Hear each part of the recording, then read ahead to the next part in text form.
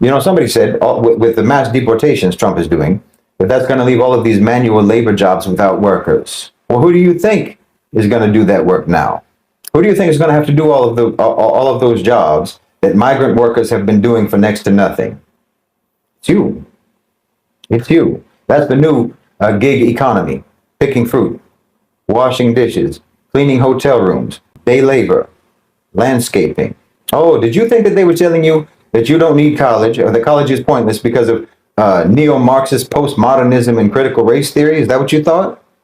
Turns out it was because they didn't want you to be overqualified to pick oranges. They didn't want you to think that you were too good to work at a warehouse. They didn't want you to assume that you could make a livable income on just one job instead of two or three.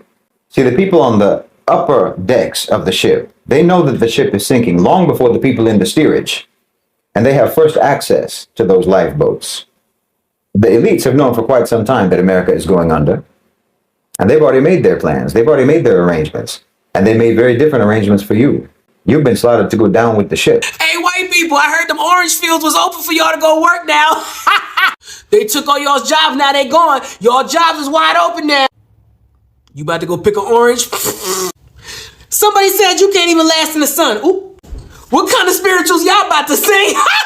All them jobs is wide open for you, baby. Go get them. Y'all about to go clean them hotels. Y'all about to do all types of stuff. They get paid by the pound. Y'all gonna need unions, AC breaks, 15 minutes. Y'all gonna cook in that motherfucking sun. This what y'all voted for. This what y'all voted for. Oh, they was taking all the jobs. You should be rolling in the dough right now. All them jobs is open. All of them. Go get them. Go get them in the sun. I want to see y'all. I want to drive by in my shit and see y'all in the fucking field picking oranges. That's what the fuck I want. President Donald Trump had made immigration enforcement a cornerstone of his administration. He promised to crack down on illegal immigration, often using harsh rhetoric that targeted Latino communities. But what many people do not realize is that black immigrants were also significantly affected by these policies. Watch and pay attention, and I will share my thought later. Somebody who covers food distribution, sustainable agriculture, and local food economies for her work, I think that we in America are in for a real rude surprise when it comes to the cost of our food and the limitations to the kind of food that we are going to have access to over the next few years. I realized that everybody who voted for the Cheeto thought that their grocery prices were going to fall. And, well, frankly, that was foolish of them to expect that. They thought they were going to sell out their brown neighbors and have them deported, and in exchange, they were going to get cheaper eggs. But they don't actually understand how agriculture works in America and who works our farms. So while we're seeing things like Arabica coffee and other imported foods shooting up in price, and the more conflict that the Cheeto manufactures with other nations, the more those prices will go up and up. The more tariffs get rolled out, the more those prices will go up and up. Because you know who pays a tariff? It's the consumer. It's us, the American people. It's not the nation we're buying goods from. It's not the Cheeto. It's us. So when he slaps on tariffs because some country hurt his fifis, that raises the prices for you and for me. But also, we are seeing farms across America halting harvests. In many states, including Texas, here in Oregon, much of the South, as much as 50% of our farm laborers are undocumented. And they're not showing up to work right now because they're afraid of getting raided by ICE and getting deported. California just announced a halt on citrus harvesting. They don't have any workers. Strawberries in Florida. Crops all around America are rotting in the fields, and more of them will. Because I guess our racism matters more than actually having food to eat. We are really willing to cut off our nose to spite our face here in the US, to scapegoat immigrants at the cost of our own food supply. Well done, America. And I have yet to see any Trumpers who are willing to quit their job and take a minimum wage job or a job that is paid by the pound. So good luck on you folks who've never worked in agriculture picking fast enough to even make enough money to pay for your commute. So we're going to see imported foods become more and more expensive. People will be priced out of affording those foods. And comparable foods will not be available in the US because we have nobody to plant and tend and harvest, much less process those foods. Good luck with the price of beef now that you are starting to deport all of our slaughterhouse workers. Say goodbye to that roast chicken dinner. Everything is about to get much more expensive, and what is available on grocery store shelves will be far more limited. For those of you that were fine throwing your brown neighbors under the bus because you thought it was going to get you cheaper eggs, welcome to the find out phase. When white folks say black people didn't earn it, we all know that's just projection. 95% of Trump's cabinet is completely incompetent, unqualified white people. In America, the good old boy network is often more the reality than merit-based hiring. This is a perfect example of why DEI exists in the first place. Because in America, Obviously, inequality, discrimination, and white racism is off the fucking charts. And it always has been. These are facts, folks. So when they say merit-based hiring, fuck you.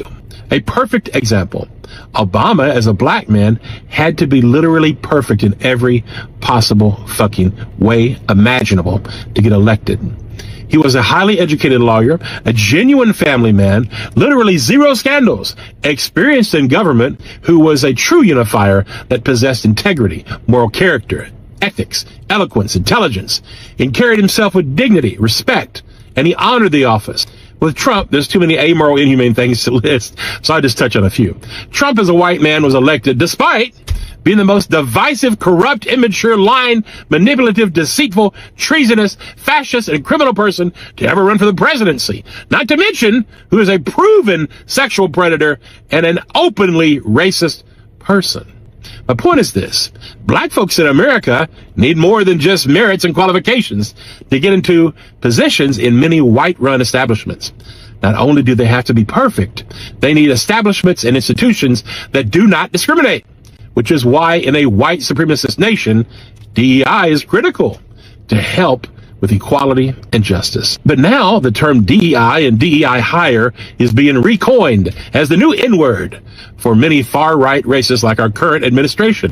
Important initiatives like CRT and words like woke have been distorted and demonized by far-right extremists in order to destroy racial progress and justice. These are the modern narratives of our diseased white supremacist nation. So when that racist motherfucker Trump says black and brown folks didn't earn it, he's just fucking projecting, because he is likely the most unqualified, degenerate leader of a country in human history. Remember this. If you remember anything, remember this. There's only one reason why diversity, equity, and inclusion is being aggressively dismantled, why black history is literally being erased, and why brown and black immigrants are being rounded up.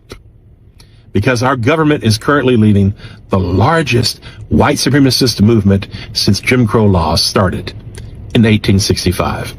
Never let their hate and inhumanity become normalized. We must fight these racist far-right extremists at every single turn. Good luck. What do you mean that it never had to be this hard for us? Like, what do you mean in other countries they don't have to spend 20% of their paycheck on groceries? What do you mean in other countries everyone can own homes because they're not paying $2,000 a month in rent, or that their mortgages aren't like their entire paycheck? Because that's by design. These are all manufactured problems.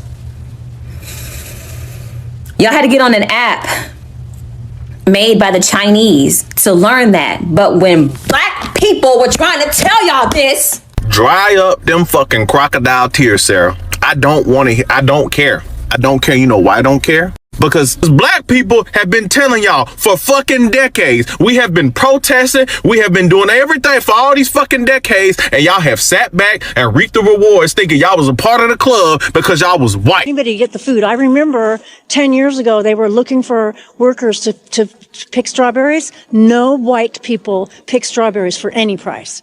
No price. No price. Y'all remember when Trump was saying black jobs and that illegal immigrants are taking black jobs, and everyone was like, what's black jobs? Like, what do you mean black jobs? He was referring to the hard labor that the illegal immigrants were doing for pennies on the dollar. And now that he's president and the ICE raids are taking place and they're shipping the illegal immigrants back, and now people are saying like, well, you know, grocery prices are going to go up, and, you know, who's going to do all the cheap labor now? They're hoping that black people go back, and because previously, before mass immigration took place, black people were doing those things. It was black people doing the cheap labor for pennies on the dollar because they couldn't get employment anywhere else. They were in picking strawberries. They were in the slaughterhouses. They were doing the labor that no one else wanted to do. And now that these DEI initiatives are being rolled back, they're going to be looking towards black people to pick up the slack and pick up the lost labor that the now illegal immigrants won't be able to do. They're going to be looking towards black people for it, the hard labor. Trump's administration dramatically increased immigration and custom enforcement raids, leading to the deportation of thousands of immigrants. While Latinos were often the primary focus, Black immigrants from countries like Haiti, Jamaica, and Nigeria also faced deportation at alarming rates. These policies did not just affect individuals, they tore families apart and left communities in fears. But how did Americans feel about this approach? According to data from the Migration Policy Institute, deportation of Black immigrants increased by nearly 50% during Trump's presidency. Latino deportation also surged, with many long-term residents sent back to countries they had not seen in decades. These numbers are not just statistics. They represent real people with families, dreams, and contributions to our society. So why did some Americans support these policies, while others fiercely oppose them?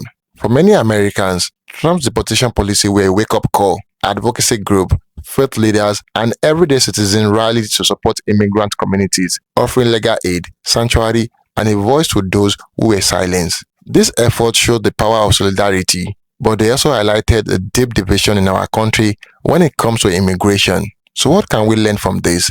First, it is important to understand the human impact of immigration policies. Second, we need to have honest conversation about race, fairness, and what it means to be an American. And finally, let's support policies that treat all people with dignity and respect. And there you have it, guys. Don't forget to like this video and share your thoughts in the comment box below. Until next time, cheers and have a good one.